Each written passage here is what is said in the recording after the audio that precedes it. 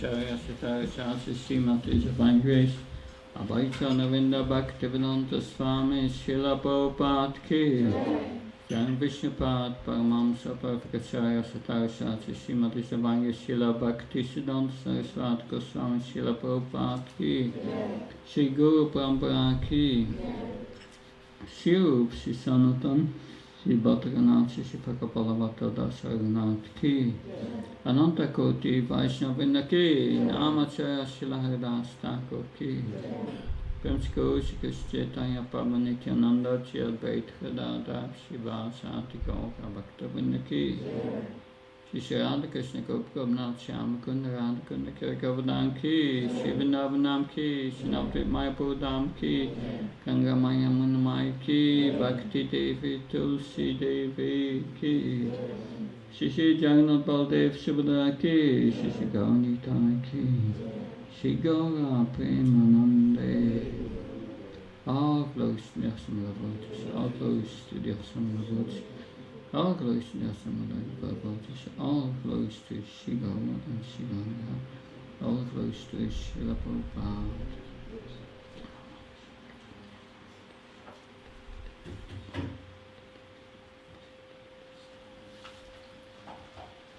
Om Ajnana Tvandasya Chanavasana Shlaka Shakshurmilitam Vena Tasmai Shri Gurave Namah. Namo Vishnupadaya Krishna Vastaya Bhutale Srimati Bhaktivedanta Swami Namaste Saraswati Devi Gauravani Pachari Nirvishesha Srimavadi Paskachari Desha Travane Srila Prabhupada Ki.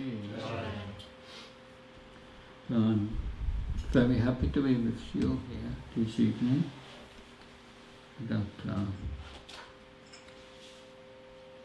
Today, for those who don't know me, my name is Bhakti Prabhava Swami. I'm traveling in a few countries. My home base is in the UK.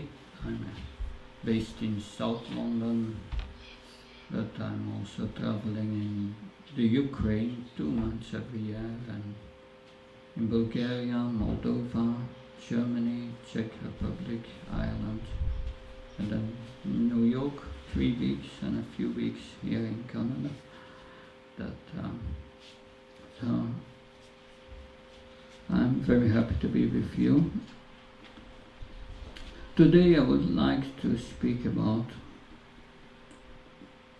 the last part of the 18th chapter of the Bhagavad Gita. Who amongst you did read the Bhagavad Gita, the entire Bhagavad Gita? 1, 2, 3? Yeah? A few? Half more or less? That's good. Who remembers the title of the chapter 18? Chapter title. Someone remembers? What was the 18th chapter of the Bhagavad Gita about? Nobody knows? The conclusion, yes. That's the first part of the title, the conclusion. It's the last chapter, so it should be the conclusion, right? That's the conclusion about what? Yeah, renunciation. A little more. Yeah, nearly there. It's about renunciation. It's a conclusion of the perfection of renunciation. So, with that perfection, at the end of Bhagavad Gita, Krishna says, he first speaks about confidential knowledge. And then he speaks in the Gita, at the end of the 18th chapter, about after telling confidential knowledge to Arjuna, he's giving more confidential knowledge. And then finally he gives the most confidential knowledge. So, for those who have read Bhagavad Gita, what's the first level that Krishna is speaking out? Confidential knowledge. Someone knows?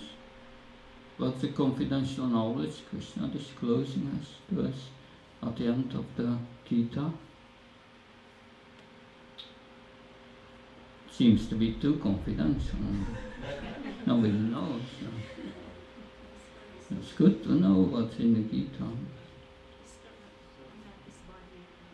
We are not his body. That's the first level. Someone has it right, thank you. That we are not a body. And someone knows which verse that is?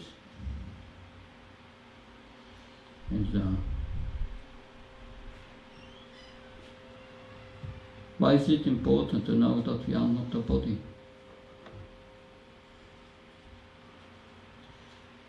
Yeah. I know someone distributed books and he told someone, you are not a body. He said, good to know I'm not a body, I'm eternal. Thank you very much. But they didn't take a book and he went away. It's good to know you are not a body, but is that sufficient? The first Krishna in which Krishna tells Arjuna, this is confidential knowledge, it's 1854. In Sanskrit, Krishna, he speaks to Arjuna and said, Brahma Bhuta Prashanatma Na Shoshati Na Kankshati Sama Sarvesha Bhuti Sumat Bhaktim Lavate Baham. What does that mean?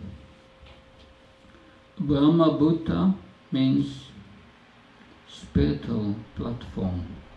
Krishna explains in this verse the symptoms of one who has reached the spiritual platform.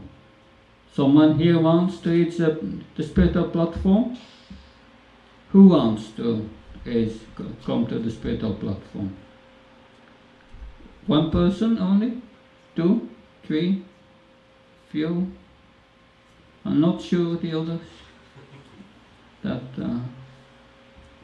So, Brahma Bhuta means spiritual platform. There was a symptom of one who is on that platform is Prashanatma, a very peaceful. Are you all very peaceful every day? No? What's wrong? Why not? Why are you not peaceful?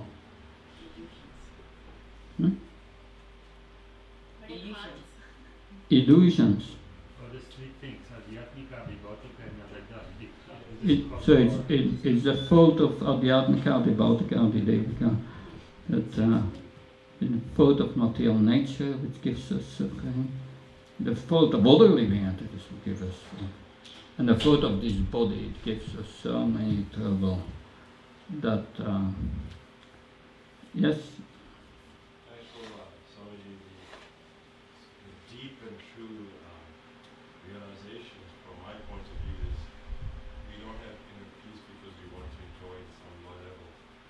Okay, that's... So there are these threefold miseries, but because we have some desire to enjoy, to seek some form of happiness, we entertain then these miseries, and therefore we do not find that peace. Yeah, we need a better engagement. Thank you for your opinion. It's certainly also according to the scriptures. But let's hear what Krishna says in the verse. It says, Brahma Bhuta Prashanatma. So one who is on the spiritual platform is very peaceful. And why is he peaceful? Na shoshati na kankshati. What does shoshati mean?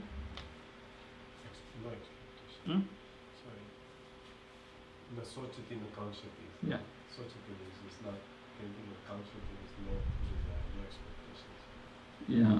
Shoshati means lamentation. Kankshati means desiring that. So we are desiring so many things, and we are lamenting that. But what are we? What are we hankering for in our lives? Ananda, happiness. We want happiness. What kind of happiness? Well, most people, what do they want? You go in the street and you ask someone, what's the goal of your life? That's, well, 90% they will say that enjoy, you live only once. Do they say that also here? No? Yeah. Enjoy. What do they want to enjoy?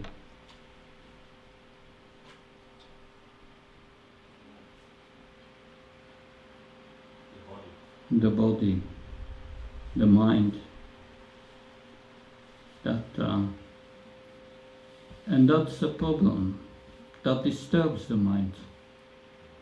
Because if you have desires to enjoy, that you want a lot of money on the bank, you want a big house, so many things we want, a big car, that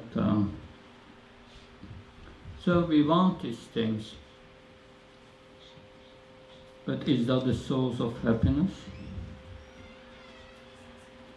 If you have a lot of money on the bank, will that make you happy? No? Short period. Yeah. Yesterday I was in Montreal in the question and answer booth, and I told a story of a black man. It's more than 25 years ago in America. He won the lottery, $62 million.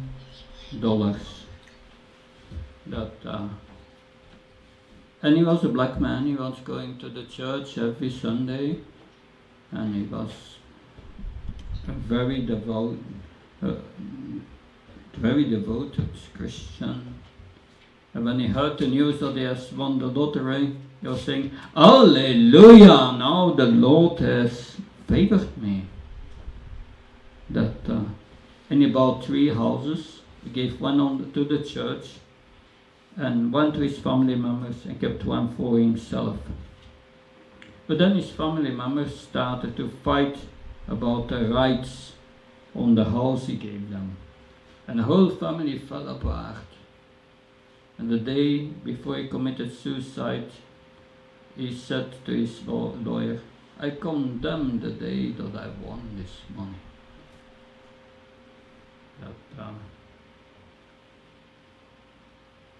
So is that the source of happiness?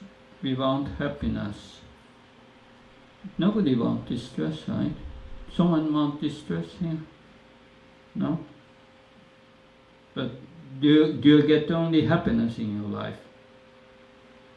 Only happiness? Someone only happiness? Your life is rose and Charnamrita? Everything is fine? No, we have also all this stress. Both are there.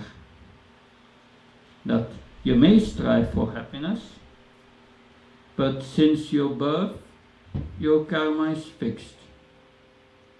Your happiness is fixed. You cannot change it. People do not know these subtle laws of karma. And whatever you want to achieve in life, like you have 2 persons. You have one who is happy and he gets everything he wants in life, honor, fame, riches and so on.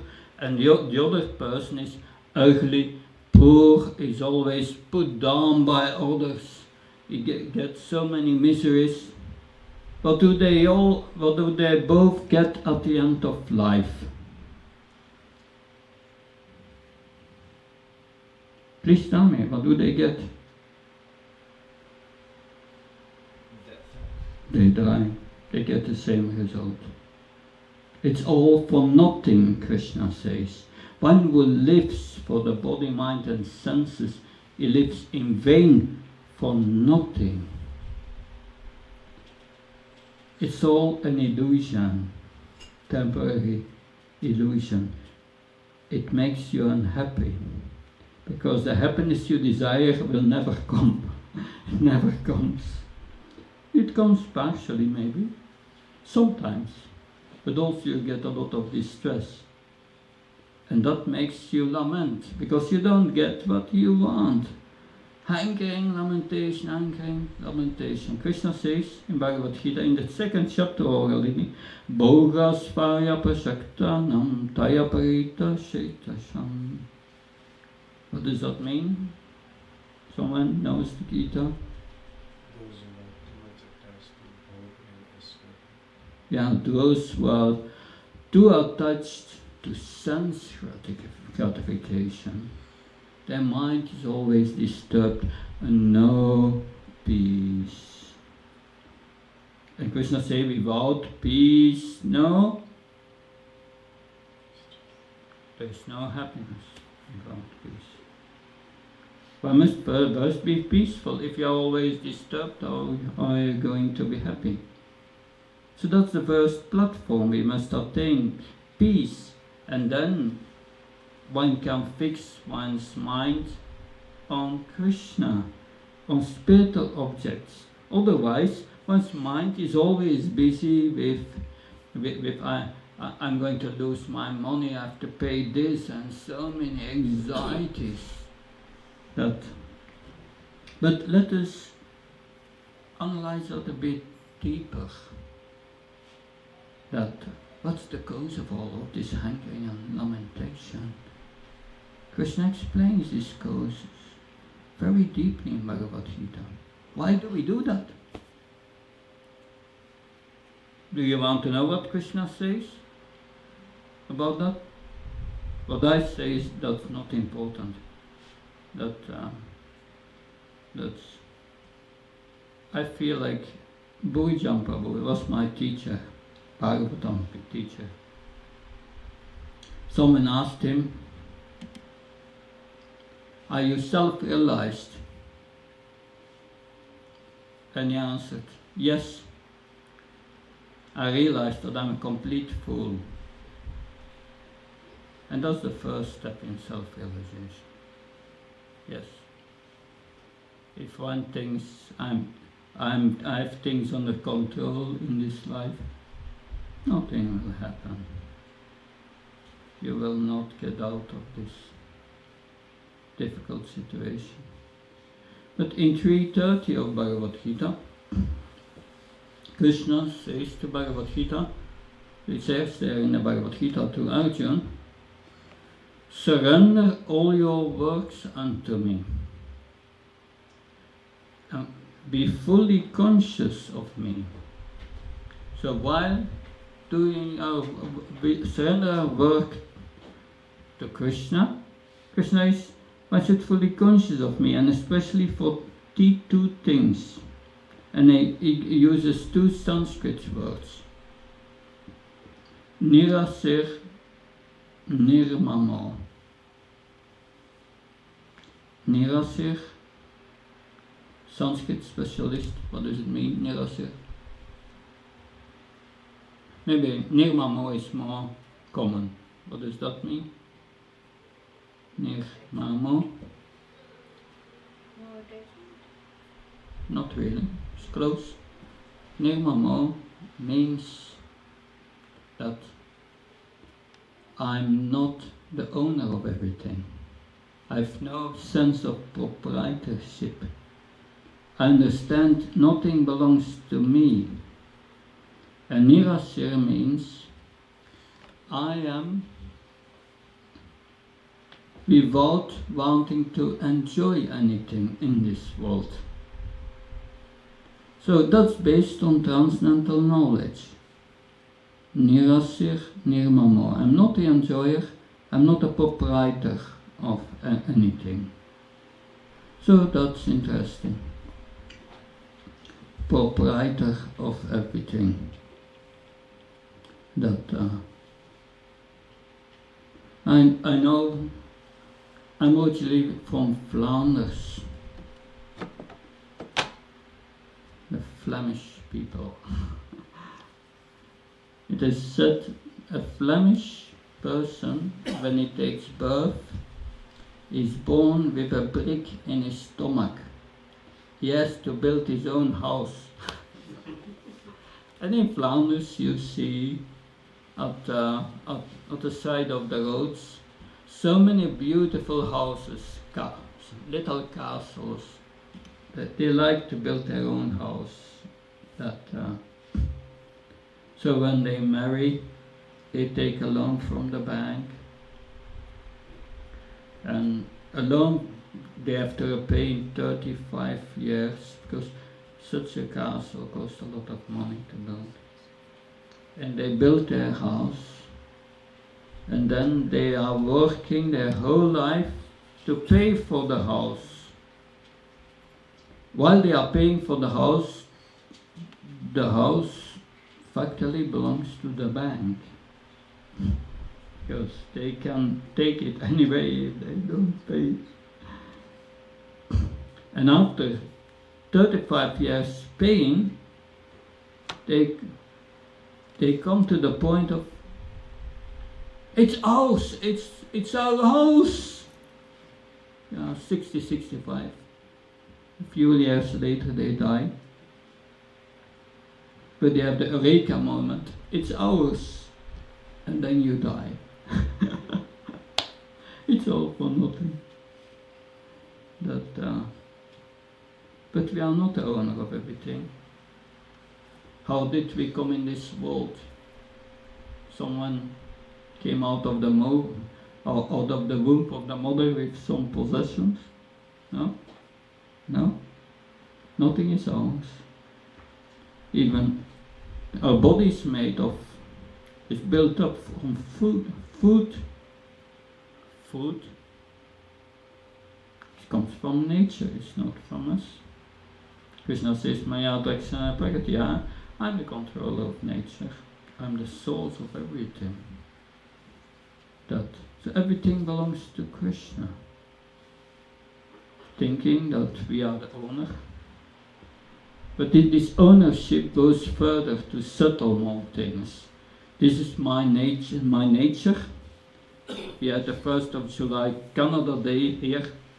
Everyone felt good, especially those who were hearing the holy names of Krishna in the center of Ottawa. Yes, that was a nice day. But we think we belong to some country, and everything what is produced in the country is mine. Last year, or year before, time is going quickly, I took a bus from Brussels to Paris. And we were driving on the bus, and I saw some beautiful cows, white cows with these black spots. I was thinking, beautiful cows. And then the bus was passing the border, and we were in France. And there I saw the same cows, white cows with black spots. I was thinking, these are the same cows. Oh no, they are not the same cows. The first were Flemish cows, and these are French cows, and the Flemish cows they give Flemish milk, and the French cows they give French milk. Completely different. So that's our illusion. That's called the bodily concept of life. That's nirmamo. And nirasir means thinking, I'm the enjoyer. So, I'm the enjoyer. What can you enjoy? If Surendra Prabhu goes in the house of the neighbor here and says, now I'm going to live here, this is my house, what will happen? No? The man will take the phone and call the police and they will get you and you will be punished, right? You cannot enjoy the property of someone else. You will be punished. So we have no right to enjoy what is not ours.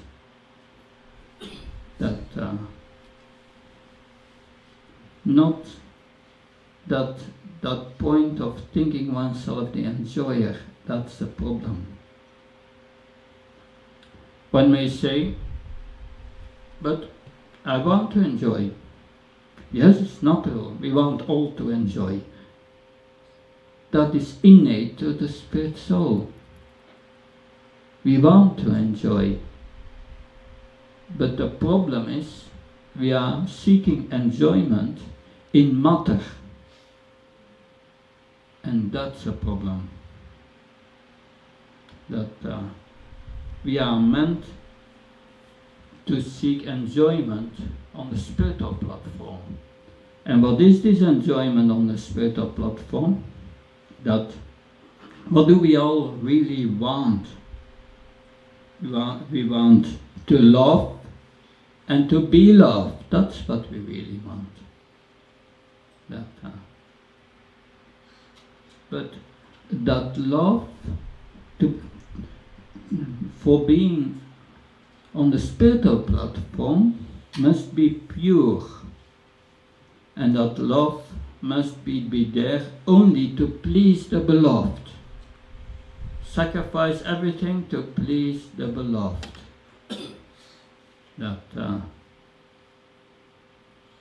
And that's start with recognizing everything belongs to Krishna. And Krishna is the enjoyer. Krishna says that in the Bhagavad Gita.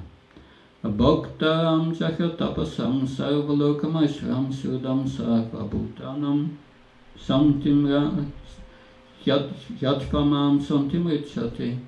Krishna says, I'm the enjoyer of all sacrifices. So Krishna does not say that we cannot enjoy, but he is the enjoyer. We must respect that. Therefore we offer our food first to Krishna. And then we enjoy. Then we are permitted to enjoy. If you don't do that, you get reactions, suffering. You are punished. Like if Sharana Prabhu wants to live in the house of the neighbor, and the neighbor calls the police, he will suffer. The same way. But if we, therefore Krishna as explained in the Bhagavad Gita, Jachnarta karmano yatra lokayam karma bandhana. Do everything as a sacrifice for me. So that's love. Pleasing the beloved. What pleases Krishna? Only this pure love. Pure love means doing, acting out of love, giving him our service, our love, without thinking that we are the enjoyer, without wanting to enjoy ourselves. Give all enjoyment to him. And what does Krishna do in return? How does he reciprocate? How does he reciprocate with that? What does he give us if you do that? Himself. This? He gives himself. Yeah. In which verse of Bhagavad Gita does he say that? Dadami buddhi yogam tam. Yeah. Tesam satata yuktanam pachapam pitapurvakam. If one serves you with a lot of love, with a little love, Krishna says, Dadami I give. Buddhi yoga. Buddhi yoga means he helps you to realize that you are a spirit soul. that it brings you to this spiritual platform. And when it gives you this Buddha yoga, you understand, you start to understand this, or you realize Krishna's words, this material world is dukkha layam ashashvatam. It's full of misery and temporary. I'm a spirit soul. Why should I hanker? I'm eternal. Why should I hanker on temporary happiness? Just by being connected with Krishna, Krishna gives you the ecstasy of love, a love which is beyond our imagination, which is not of this world. So then one becomes peaceful. That by this realization, how do I know that I have this realization? Because Krishna says, surrender all your works to me, Arjuna, and be fully conscious that I'm the enjoyer and I'm the proprietor, you are not. And in that humble mood of mind, you do your service of fighting. And in the next verse he says, if you do this, I will free you from all your karma. You will not become entangled anymore in the world, in this world. You will always feel satisfied. So, no hankering for everything. My services itself is the highest achievement. It's the source of the greatest happiness. And if you don't do that, you will live in illusion, thinking you are the proprietor and so on, trying to make something of your life here, and then die, all for nothing. And become entangled in your reactions. And the life after you will suffer again and again and again. But then Arjuna said, but that's not so easy. How do I know that I'm on that platform? Then Arjuna said, Krishna says to Arjuna, you must overcome 2 obstacles to come to that point. Someone knows these 2 obstacles? I help you. This is basic knowledge of Bhagavad Gita. Krishna says there are 2 obstacles of the path of spiritual realization. And that's raga and dvesha. What does it mean? Raga? Raga, in music, raga. Raga means...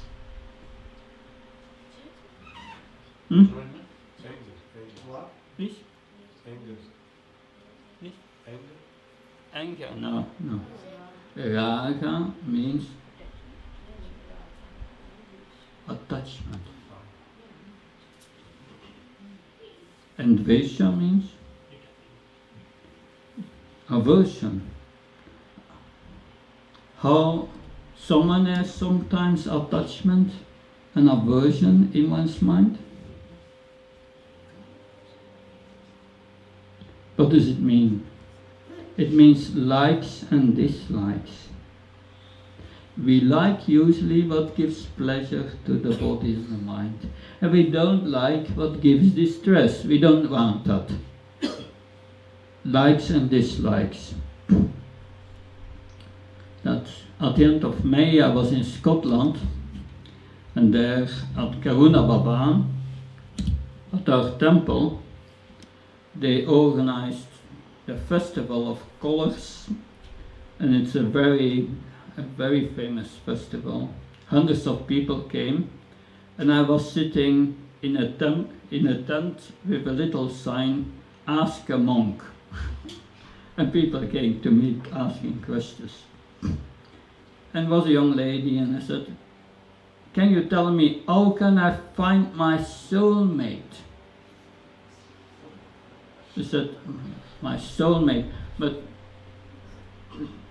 what she wanted to know has nothing to do with the soul. Soulmate means someone who likes what I like and what don't like what I like. We are compatible, right? soulmate. That usually we say, yes, I like this person because this person likes what I like and does not like what I don't like. But this person is my enemy, does not like what I like. And he likes what I don't like. So like and dislike is, dislikes and dislikes makes us identify with the body. We understand it? Identifying with the body. Likes and dislikes. But I like what gives pleasure to the body and the mind. That's what I like. So that is the cause of false ego, of thinking ourselves the enjoyer, because what I like is for enjoyment. And the proprietor, this is my friend, because he likes what I like and I don't, he does not like what I don't like. So I'm just unraveling the deeper principles that will help. If we understand this, we can work toward coming on the spiritual platform by understanding this. We must give up these likes and dislikes. But the soul is by nature full of desires. It wants to desire. So how is that going together? Yes, we are full of desires, but we can desire spiritually or materially. Materially is likes and dislikes related to the body. On the spiritual platform, it means I like what gives pleasure to Krishna, and I don't like what does not give pleasure to Krishna. I like to follow Krishna's instructions in Bhagavad Gita. And everything what against this, I don't want. The spiritual master is a representative of Krishna. I like what the spiritual master wants. That's my spiritual liking. And I don't like what's against this. A devotee always thinks, I'm going to do this, is this going to please my spiritual master? If not, then I don't do it. That's how we come on a spiritual platform and get rid of these likes and dislikes. It's all temporary. Likes and dislikes. I like my family members so much that 50 years ago I was living, 50 years ago I was 10 years old. I was living in a little village, a suburb of Brussels, and everyone spoke Flemish there at that time. They were 99% were Catholics. They went to every Sunday to the church, and everyone knew everyone because there were 3,000, 4,000 people in the village, and there was an old Flemish culture that now we are 50 years later. All the people that I knew there in the village at that time, I must say 90% are dead, gone, not there anymore. In that village now, nobody speaks Flemish anymore. Everyone speaks French there now. Everyone. Nobody goes to the church anymore. All the buildings has changed. I'm thinking, sometimes I'm thinking, did it really happen? It's just like a dream. It's just in this life. All these family members I was so attached to are not there anymore. What do I have? Even no picture anymore. It's all gone. Time is... Are we concerned with all these temporary things, or are we concerned with our real self? So then we come to the Brahma Buddha platform. The Brahma Buddha platform, we become peaceful. We have understood that we are not a body. But that's not sufficient. Krishna speaks then about the second level of more confidential knowledge than just becoming peaceful and you are not a body. Someone can tell me? Bhagavad Gita?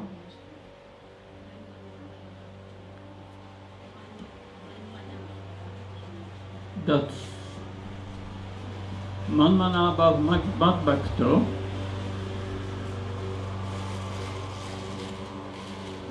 This is the highest confidential. There is one level between. Someone knows? It's good to know. Of course it's confidential, maybe. Therefore you don't know it, but if you read Bhagavad Gita, Krishna tells you in Bhagavad Gita. It's good to know Bhagavad Gita. You know Bhagavad Gita, you can make spiritual advancement. That's so. Please. 1865, where it talks about Jesus abandoning all the patterns of religion and surrender. That's going together with Manmana. That's the highest. That's the surrendering process. But the one between is Ishvara Sarva Bhutanam Ritshrivana Tistati Brahmayam Sarva Bhutani Yantra Udani Mayaya. So there, Krishna says to Arjuna that yes, that I'm the controller of all living entities, who are seated as on a machine made of material energy. The body is a biological machine, and we are inside. And Krishna says, I'm conducting all the and controlling all the wanderings of the living entities. He's controlling everything in this world. And the living entities are seated in this material energy, material body, this yantra. This body is a machine to give you pain. Maybe you are not convinced, because you feel also pleasure. Yes, there is also some pleasure, but mainly to give you pain. This finger, what pleasure can it give me? What pleasure will my liver give me? Or my kidneys? Mostly you recognize them when they give you trouble. That if you don't believe it, wait a bit until you get older. That it's a machine made of material energy. And Krishna says, I control the machine. Yes. And that's difficult to understand for most of us, but that's part of the process of making spiritual advancement. Before coming to that highest confidential level, one must realize, I'm not in control. Krishna is in control. Krishna says, Maya Dakshana Prakriti. Some things we can easily understand that we are not in control. We don't control our heartbeat. We don't control our digestion. It happens, but no control. The heart beats, and if you miss one beat, you are finished. Who makes this beating? The heart. Krishna says, it's me. I'm also in the heart. And Krishna says also, I'm seated in everyone's heart, and for me comes remembrance, knowledge, and forgetfulness. Everything you remember is due to Krishna's mercy. that I come in so many places, I see so many faces, so many people, and every time I must think, what is his name? What is her name? That sometimes Krishna gives me, sometimes not. But you can try. When you do your work for Krishna, many times you need knowledge to do your service. You can pray to Krishna, please, I need it for your service. I will give the results to you. And then see what Krishna does. Many times when you are humble like this, Krishna, a few moments later, give you the remembrance. I got it many times. But Krishna says, I'm the capability in man. He goes even deeper. It's in this verse, in the 5th chapter, Naiva kinshit komati yuktamayeta tatvit pasans pisans shivan shihan asnanga sans vapans pastam. Anyway, this verse says, Krishna says, we open our eyes, we close our eyes, we are eating, sleeping, walking, that it says, everything, all this is done by material nature. It's not done by us. That's a shock. I desire to move my hand, and my hand moves, right? And we think, I've done it.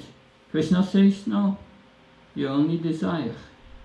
Krishna is in the heart as Paramatma, and all this control of everything what happens in this world is under control of the demigods who control it.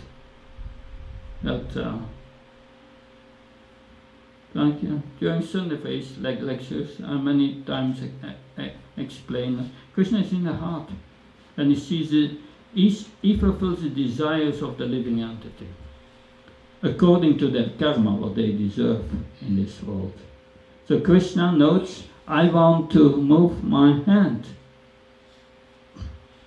Krishna is in the heart as a super soul. He makes a phone call with the demigods and said, this guy down here wants to move his hand. Please discuss how to control your energies. And they have a meeting there, and they discuss how to move the hand. And you have the demigods of the upper arm muscles and the demigods of the different demigods in control of different winds and airs. And they discuss and they come up with a plan. They call back to the super soul in the heart, Paramatma, and they say, we have a plan. And then Krishna in the heart says, okay, you have a plan, execute it. They execute it, and then the hand moves. That whole happens in less than a fraction of a second. But we think, I've done it. Krishna, he tells us here, we are in a deep illusion in this world.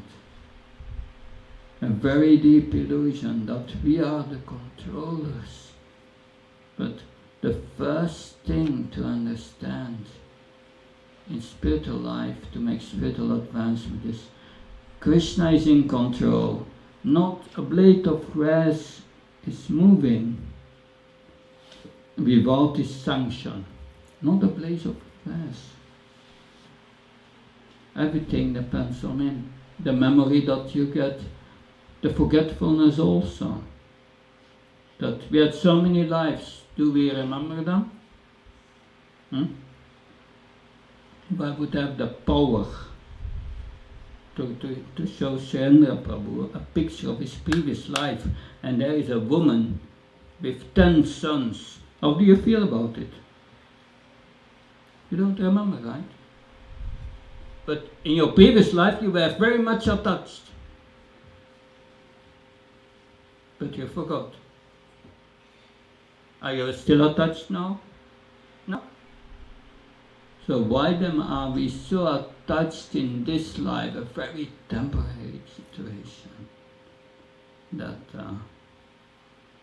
there are deep teachings of the Bhagavad Gita, and to become peaceful, one must learn to apply them in our lives.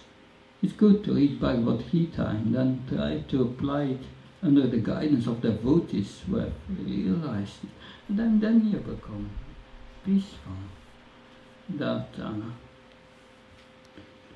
That's important. Then, because there's much more to say about that. It goes together by recognizing that there are subtle laws of nature and spiritual laws. Anyway, that will bring us too far, but that's the second level. Understanding Krishna, the Supreme Lord, is in control everywhere in this world. He controls everything. He's in every cell, in every atom, and between every atom. He's all pervading, and he is in the heart of everyone. And we are not a controller. It's by Krishna's mercy that we are maintained. And then one comes to the conclusion that I'm not a controller, I'm completely dependent. And everything is controlled by Paramatma. And Paramatma is an expansion of Krishna. So I must surrender my life to Krishna. And therefore Krishna says, first level is understanding you are not a body, spirit, soul, and become peaceful. The next level is you are not a controller, you become humble. And one realizes I have to surrender to Krishna. And then the most confidential knowledge is Manmano Bhavamat Bhakti Matchaimam Namaskaram Mama Prasya Satyam Te Pratichon Prayushime Sarvadharvam Prachingam Mamakam Sampacham Tvam Sarvapapa Bhyamokshaishyachim. This is the most confidential knowledge, Krishna says. Manmana, that's the source of our happiness. Instead of meditating on things in this world and hanker for things in this world, we hanker to become attached to Krishna by always thinking of Him. What happens when you always think of Krishna in the mind? Not easy. Illusory energy will not allow you. But always thinking of Krishna. What happens when you think of Krishna? Peacefulness. Please? Yes? Peacefulness. Peacefulness. One becomes peaceful when one, because it's purifying your heart. In Shiv's Upanishad, one of the main Upanishads, which points to the Supreme Personality of Godhead as the Absolute Truth, there it is said that Krishna is Sudam, the Sudam and the other words, but Sudam means antiseptic, and the other word that I forgot means prophylactic. Krishna is antiseptic and prophylactic. Interesting. What does it mean? If you have Krishna in your mind, it's working antiseptic. It's going to remove all the cause from this attachment and aversions in our heart. And that's caused by lust, anger, greed, madness, illusion, envy. That's removed from the heart. And that's therefore it's antiseptic, but it's prophylactic also. Prophylactic means it's like you get a vaccine against the disease. When you think of Krishna and you are busy with serving Krishna, then No material thoughts, no attachment and aversion comes in your mind of this world. You are protected. Therefore is also prophylactic. That, yes. And then, manmana. What happens when you always think of Krishna? And your heart becomes purified. What's going to happen after manmano? Bhava mad bhakto. Then you become a devotee of Krishna. Manmano bhava mad bhakto. And what does it mean, devotee of Krishna? Madjai. Then you worship Krishna. You chant Hare Krishna, Krishna Krishna, Hare Hare. Hare Ram, Ram Ram, Hare Hare. Hear about Krishna, worship Krishna, offer all food to Krishna, take prasadam.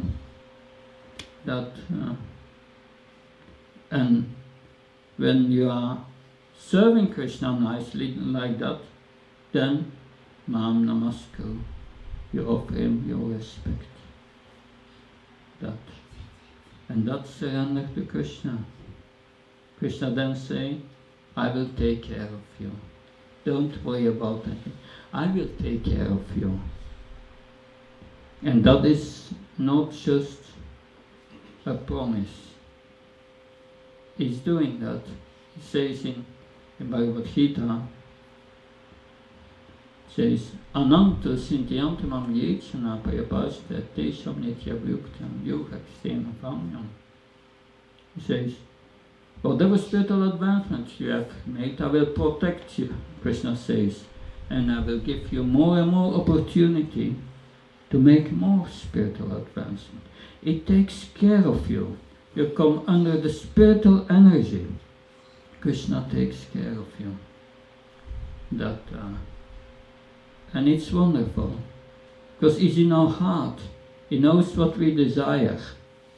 You don't have to pray to Krishna for this and that. Pure devotee never prays to Krishna. He only wants to serve him. But Krishna automatically fulfills all the desires of his devotees and protects him.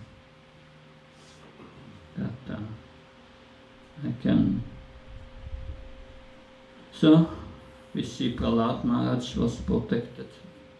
Dhruva Maharaj, he had material desires. He wanted a kingdom greater than his great-grandfather. And that's Brahma, who had the whole universe. He wanted something bigger. Can you have a bigger material desire? But still he approached Krishna. And because Manmano, he was thinking of Krishna, he became purified. But then he did not want anymore. He wanted only to serve Krishna. Prahlad Maharaj also, he said, Lord Nrsimhadev offered him all his benedictions. Offer me whatever you want. Many people will like that. God comes to you and say, whatever you want. Many will say, oh, I have a whole shopping list here. But what did Prahlad Maharaj said?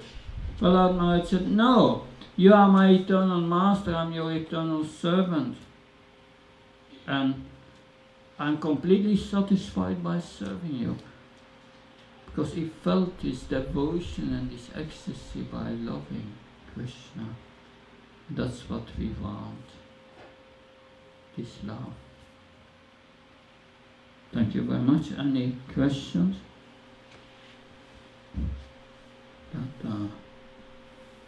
Yes? Swami, you said that when we desire to move our arms, the arrangement is made by the control of Krishna. And therefore we see through with the execution of that desire. But it's not us. Mm. What I would like to know is that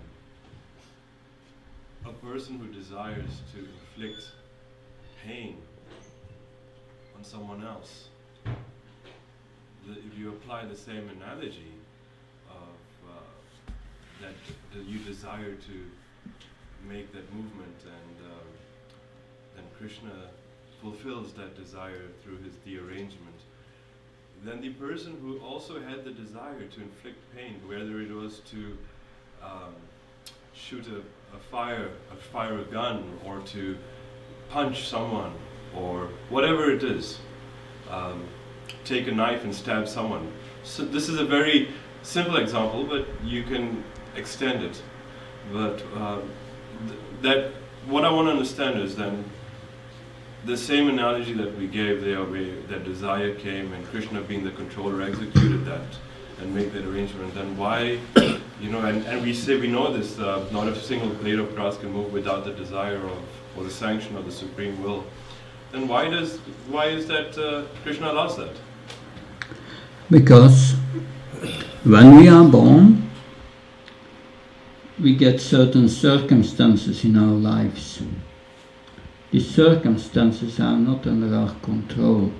These are only reactions of our actions in our previous life. And you must get them, because when you act materially, not for the pleasure of Krishna, you get reactions. You must get them. In that way, that you have inflicted pain on others in previous life, you must get that reaction. And Krishna will make arrangements that you get these reactions through someone else.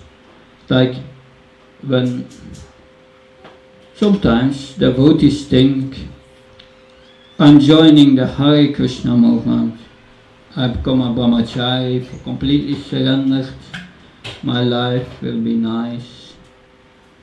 But then after some time someone says to you something not so nice, something you did not expect. It is not that you enter the association of devotees, that you will not get your reactions anymore from previous lives. It must come. So the vision of reality is described by Lord in the Bhagavatam. Lord Brahma tells us that tena kampam samiksham bunjat me fatma kitam vipakam ritvakpa prabhu dadanamasti jiveti omakti padis dayabak. One should see that all suffering that comes are reactions of my own past misdeeds. That's why they come. That the fault lies in me. And therefore I'm grateful that this reaction is coming, because I'm a responsible person now that I've become Krishna conscious. And I deserve it. And oh Krishna, you give me only a bit of, a small portion of what I deserve. So I'm just surrendered at your lotus feet. And the verses, one who has this mentality, he is ready for liberation.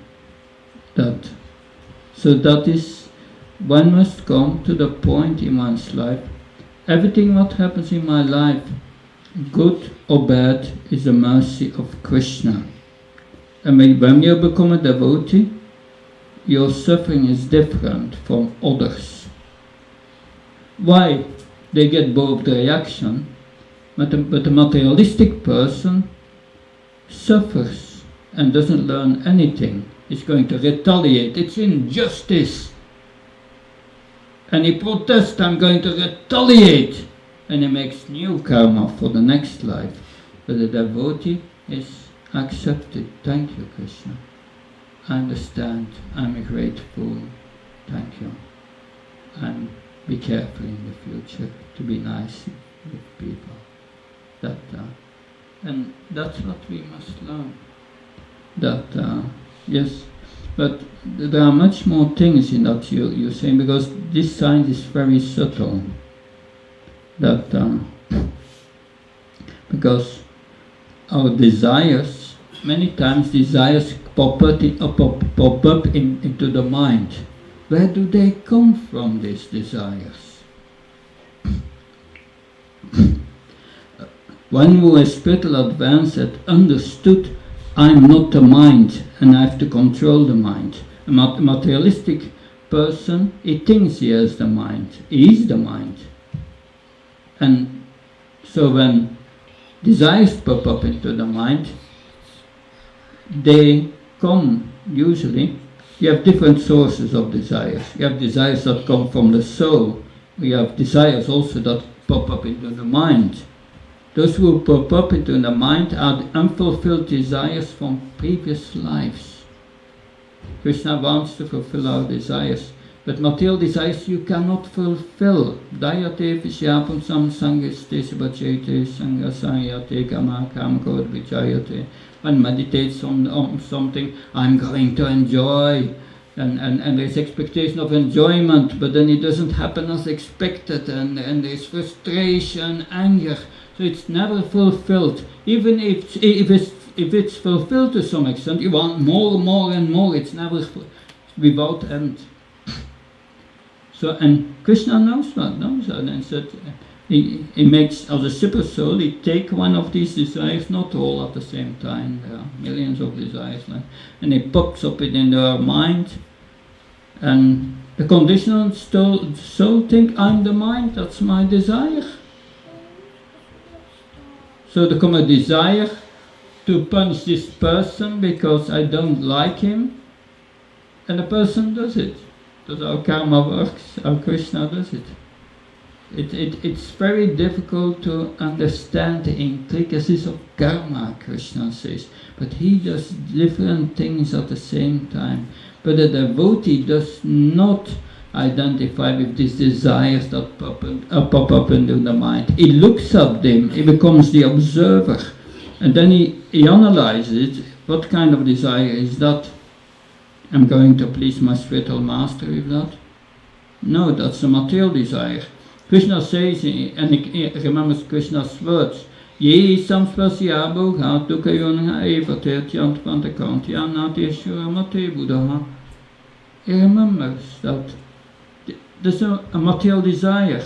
If I want to enjoy in this life, if I want to enjoy something, the reaction will be, in my next life or in this life, suffering.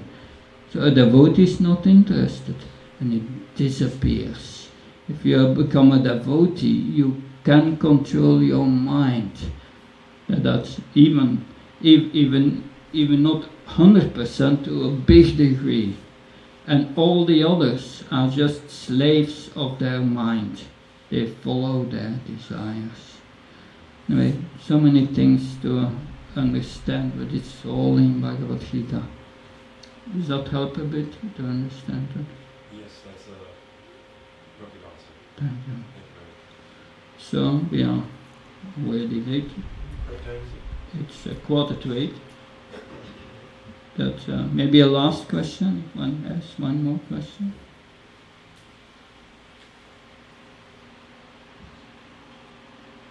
So, I hope you all remember these 3 levels of Bhagavad Gita. Please never forget it. First, understanding I'm not a body and become peaceful. Next level, I'm not a controller in this world, everything depends on Krishna, therefore I have to surrender to Krishna. And then, how to surrender to Krishna? Think of him, that serve him. Thank you very much. Shantara Srimad Bhagavad Gita ki, Srila Prabhupada ki.